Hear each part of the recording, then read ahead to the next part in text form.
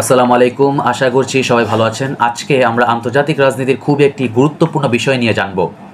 আমরা অধিকাংশই শুনে থাকি বা বলে থাকি যে আগামী বিশ্ব শাসন করবে চায়না বা চীন। আমেরিকাকে টপকানোর সকল ধাপ পেরিয়ে এখন চায়না সব দিক দিয়ে অগ্রসর হচ্ছে। কিন্তু আসলে বিষয়টা কতটুকু সত্য? There are 1.4 billion reasons why China may succeed. There are also 1.4 billion reasons why it may not surpass the America as the greatest power. এই উক্তিটি আমি দেইনি, এই উক্তিটি দিয়েছেন বিখ্যাত গবেষক এবং লেখক এবং ডিপ্লোম্যাট টিম মার্শাল তার বিখ্যাত বই দ্য প্রিজনার্স অফ জিওগ্রাফি বইয়ের মধ্যে উল্লেখ করেছেন।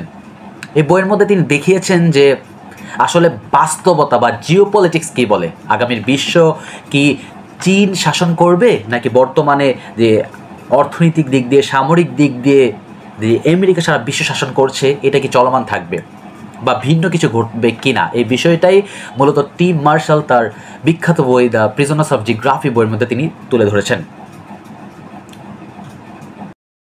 আমেরিকার রাজনীতির প্রেক্ষাপট আসলে অধিকাংশ গবেষক মনে করছে যে একবিংশ শতাব্দীর মাঝামাঝির দিকে বা তারও কিছু সময় পর বা তারও কিছু সময় আগে চীনের উত্থান হবে। চীনের উত্থান এখনও চলছে, কিন্তু চীন সারা পৃথিবীতে আধিপত্য বিস্তার করবে। কিন্তু জিওপলিটিক্স কী বলে? 1991 সালের পর যে সোভিয়েত ইউনিয়নের পতন হলো, সেই পতনের পর যে একমেরুকরণ হলো, যে ইউএসএর একচেটিয়া আধিপত্য, সেই একচেটিয়া আধিপত্যকে রুখে দেওয়ার জন্য বর্তমান চীনের যে কোল্ড ওয়ার চলছে, সেটা কিন্তু কোল্ড ওয়ার, এটা কিন্তু সামরিক দিক দিয়ে না, এটা হচ্ছে জাস্ট ফর ইকোনমিক্যাল রিজন, আর কোনো কারণ কিন্তু নেই। আমরা দেখি যে বিংশ শতাব্দীতে যে কোল্ড ওয়ার ইউএসএর সাথে ইউএসএসআর বা রাশিয়া যে কোল্ড ওয়ার চলছিল, সেটা কিন্তু ছিল পুরোপুরি সামরিক। অর্থনীতিও ছিল, কিন্তু পুরোপুরি ছিল সামরিক নিষেধাজ্ঞার অনেক বিষয়গুলো। কিন্তু বর্তমান রাজনীতির যে মেরুকরণ হয়েছে, এখানে দেখা যায় যে চীনের সাথে ইউএসএর যে অর্থনীতির সংঘাত চলছে, অর্থনীতির সংঘাত এটা কত দূর যাবে? চীন কি আমেরিকাকে অর্থনৈতিক, সামরিক, রাজনৈতিক সব দিক দিয়ে কি টপ করতে পারবে কিনা, সেটা আসলে দেখার বিষয়। কিন্তু বাস্তবতা কি বলে, সেই বাস্তবতার বিষয়টা নিয়ে আজকে আমরা আলোচনা করব। প্রথমে আমরা দেখি যে সর্বপ্রথম যে প্রথম কারণটা আমরা দেখব, সেটা হচ্ছে হিস্টোরিক্যাল ব্যাকগ্রাউন্ড। হিস্টোরিক্যাল ব্যাকগ্রাউন্ড যদি আমরা দেখি যে 1883 সালে ইউএসএর স্বাধীনতার পর থেকে ইউএসএ কিন্তু সারা বিশ্বের রাজনীতির তাদের অবস্থান ছিল পুরোপুরি নিরপেক্ষ।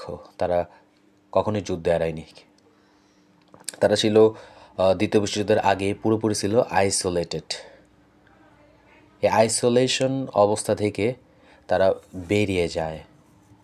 কখন বেরিয়ে যায়? যখন দ্বিতীয় বিশ্বযুদ্ধে 1941 সালে জাপান তাদের সামরিক ঘাঁটি পার্ল হারবার যখন আক্রমণ করে। এই পার্ল হারবারে আক্রমণের ফলে দ্বিতীয় বিশ্বযুদ্ধে সরাসরি যুক্তরাষ্ট্র অংশগ্রহণ করে। দ্বিতীয় বিশ্বযুদ্ধে অংশগ্রহণ করার পিছনে জাপানের যে আধিপত্য দমানো, এই দমানোটাই ছিল ইউএসের মূল লক্ষ্য।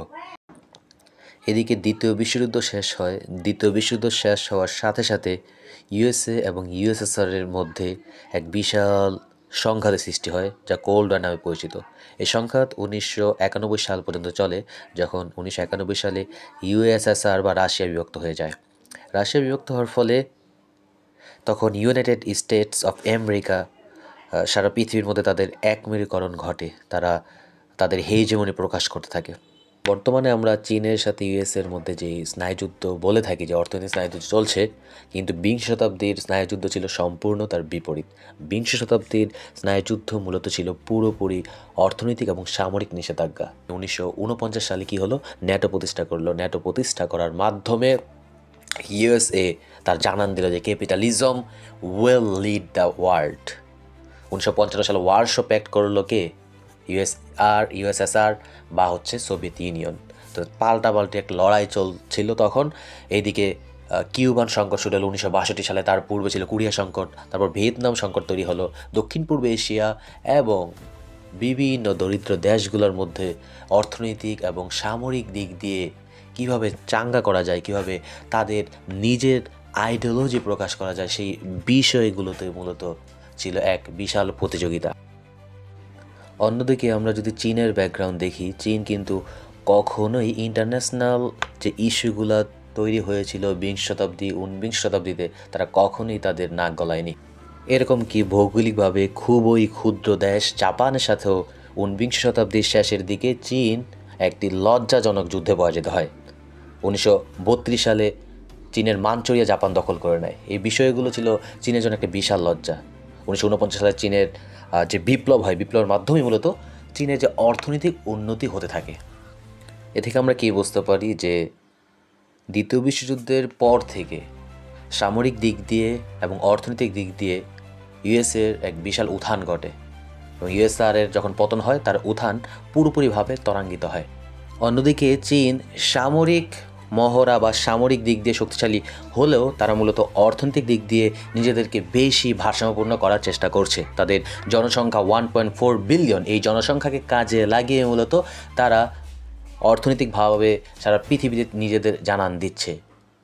তাদের শ্রমিক খুবই স্বল্প মূল্যে পাওয়া যায়, সেই শ্রমিকদের মাধ্যমে অনেক পণ্য রপ্তানি করছে, রপ্তানির মাধ্যমে সারা পৃথিবীর মধ্যে তারা বিশাল বা ব্যাপক আকারে বৈদেশিক মুদ্রা অর্জন করছে। 21 শতাব্দীর একটি বিশাল এক বিপ্লবী ঘটনা এটা। অর্থনৈতিক দিক দিয়ে হয়তো চীন আমেরিকাকে ক্রস করে যেতে পারে, কিন্তু সামরিক দিক দিয়ে চীন আমেরিকাকে ক্রস করাটা খুবই কঠিন হবে। এই সামরিক দিক দিয়ে ক্রস করাটা কেন কঠিন হবে সেই বিষয়টা হচ্ছে জিওপলিটিক্যাল রিজনস অবশ্যই এখানে আছে। এই বিষয়টাই আমরা দ্বিতীয় কারণটিতে জানব। দ্বিতীয় যে কারণটি জানবো সেটি হচ্ছে জিওপলিটিক্যাল রিজন। এই কারণটি খুবই গুরুত্বপূর্ণ। একটি দেশের ভৌগোলিক অবস্থানই বলে দেয় তার অর্থনৈতিক, রাজনৈতিক এবং সামরিক দিকগুলো কী কী হবে। প্রথমে আমরা দেখি যে ইউএসএ ভৌগোলিকভাবে কেন এত এগিয়ে। ইউএসএর মানচিত্র যদি আমরা লক্ষ্য রাখি, প্রথমে আমরা দেখতে পাই যে ইউএসএর উত্তরে হচ্ছে কানাডা, দক্ষিণে মেক্সিকো, পূর্বে আটলান্টিক মহাসাগর, পশ্চিমে প্যাসিফিক ওশিয়ান বা প্রশান্ত মহাসাগর।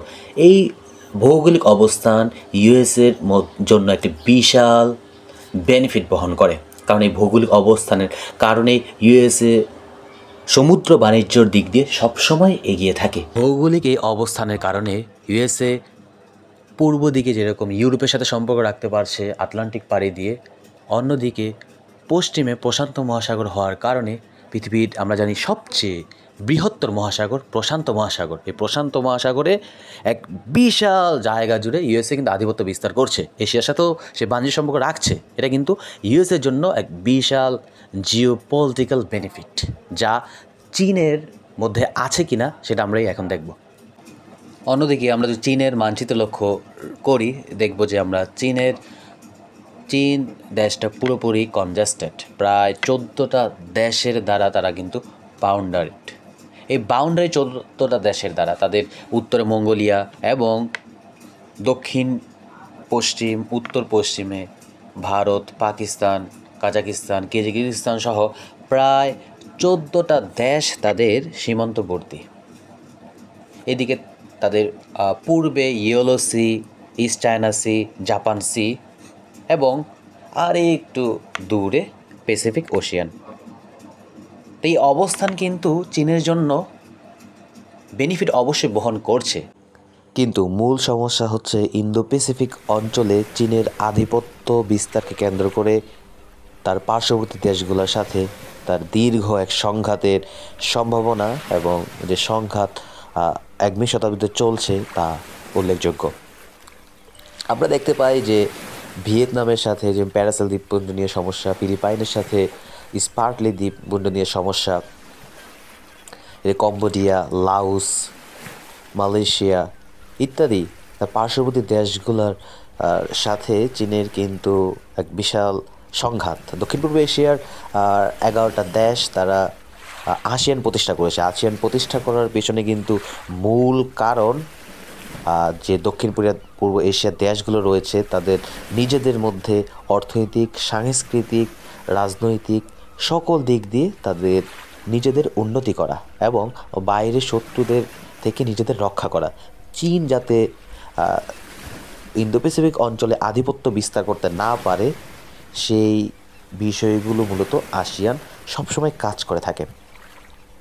চীনের আরেকটা গুরুত্বপূর্ণ বিষয় যে চীন মালাক্কা প্রণালীর অবস্থা যদি আমরা দেখি, মালাক্কা প্রণালী কিন্তু মালয়েশিয়া, ইন্দোনেশিয়া, সিঙ্গাপুর এর মাঝামাঝি দিক দিয়ে অবস্থিত। এই মালাক্কা প্রণালী দিয়ে কিন্তু চীনের প্রায় 25 থেকে 30% রপ্তানি বাণিজ্য সংগঠিত হয়।